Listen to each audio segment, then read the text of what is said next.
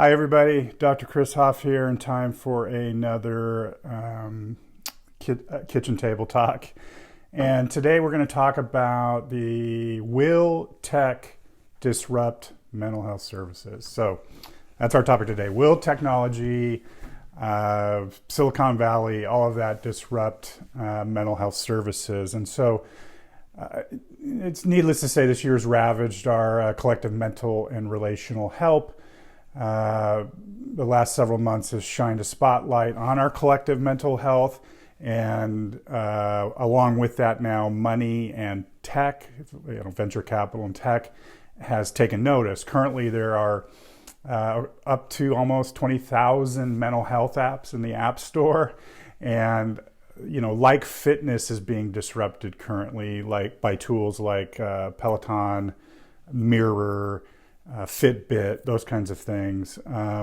Now, venture capital is turning its eyes towards mental health, and many folks obviously see opportunity in the mental health space. Even the Gooper herself, Gwyneth Paltrow, has invested in a mental health startup. So what are the three areas of potential disruption that VCs are looking at? First is stigma, and they have to look at stigma, right? Because if the stigma continues, it's hard to get consumers attached to your products, right? And we live in a culture currently where people celebrate going to the gym. How many of you see videos, Instagram feeds, all that stuff of people either in their workout, just finished their workout, that kind of thing? But it's funnily, what you don't see is the people celebrating leaving their therapist's office, right? I've made a few videos leaving my own therapist's office and got great feedback on that because people were like, that's great that you do that, but I don't see a lot of it in other areas, right? And so stigma is one area for disruption. How do you do psychoed, that kind of stuff, to let people know that it's okay to access these resources. Second area of disruption, of course, is cost of care. Therapy is expensive, can be expensive. Insurance doesn't cover a lot of therapy. It limits coverage. Oftentimes there's only so much far you can go and use. So cost of care is absolutely an area for disruption. And then third is access to care. So one of my elevator pitches for California Family Institute is, at least in California, the Community Foundation put out a report, California Community Foundation put out a report where 50% of adults who sought mental health services didn't receive them, and 2/3 of children ages 0 to 17, 2/3 of children did not receive services, those that wanted to seek services. So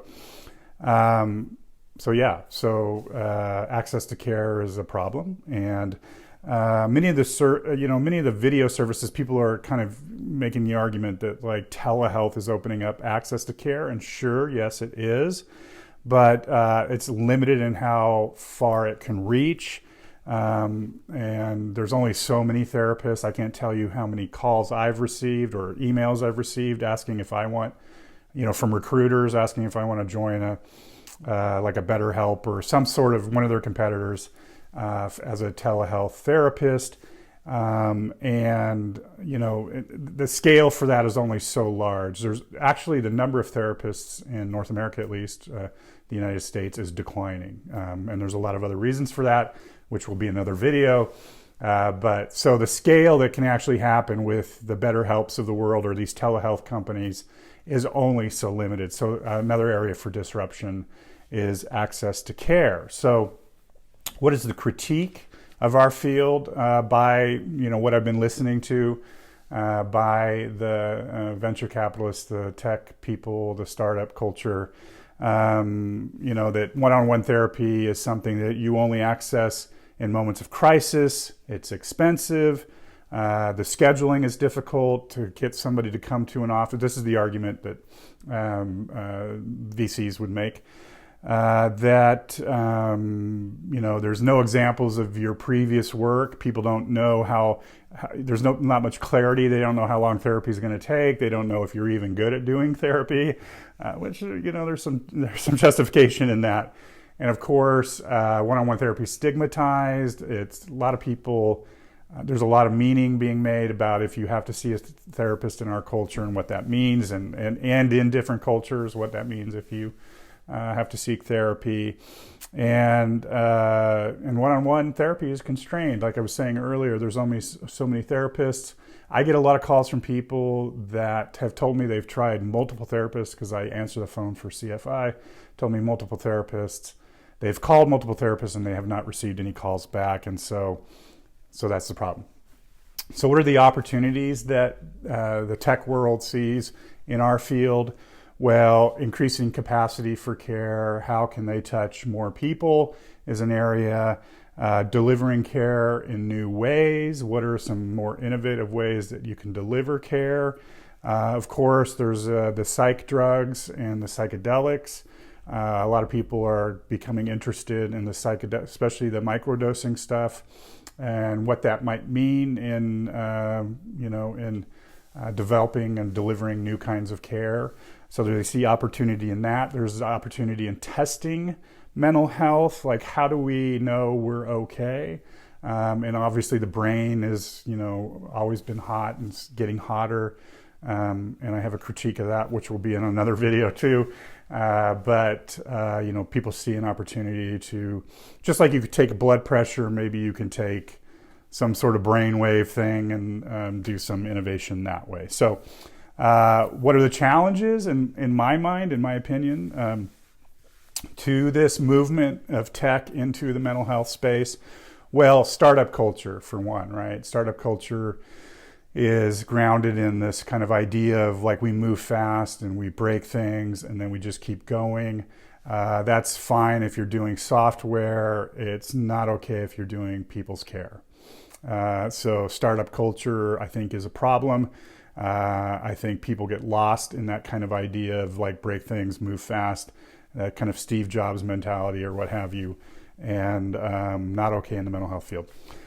Scale is a problem. Obviously venture capital wants to invest in something they can scale at a considerable rate. Unfortunately, most research would show you that one size doesn't fit all. There is no magic bullet in mental health care. And so there will be a lot of difficulty in scaling up. And then, of course, the critique of capitalism in mental health, what that means, what gets lost or pushed aside, what kind of ideas are privileged in that effort, and could be problematic when you're trying to profit off of people's suffering and struggles. So that's a whole nother video too. And then, of course, telehealth. That's the hot thing right now, and although it's a great entry point, is there real Zoom fatigue, right? Or is there going to be real fatigue to that? And what does it do to the actual connection, which I'll get to in a minute. And the other thing I think is a challenge is that in the acuity of care spectrum, like with mental health, like meditation apps and those kinds of things over on one end, and then, of course, psych hospitals, treatment, addiction treatment, that kind of thing on the other end.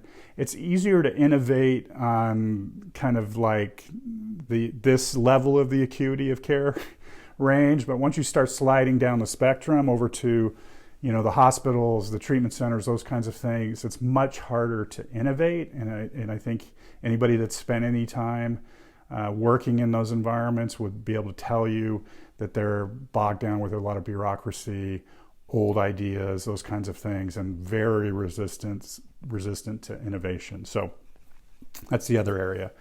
And my other area of challenge. So those are the opportunities, those are the challenges, and my final kind of thought is if these folks that are entering into the mental health space in an effort to do good work and provide care, and like I said,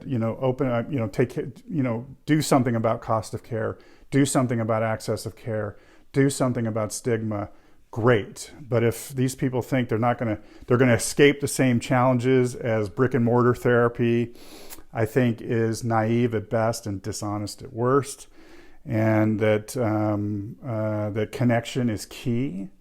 And that connection is key. And how do you set that up through a screen or an app.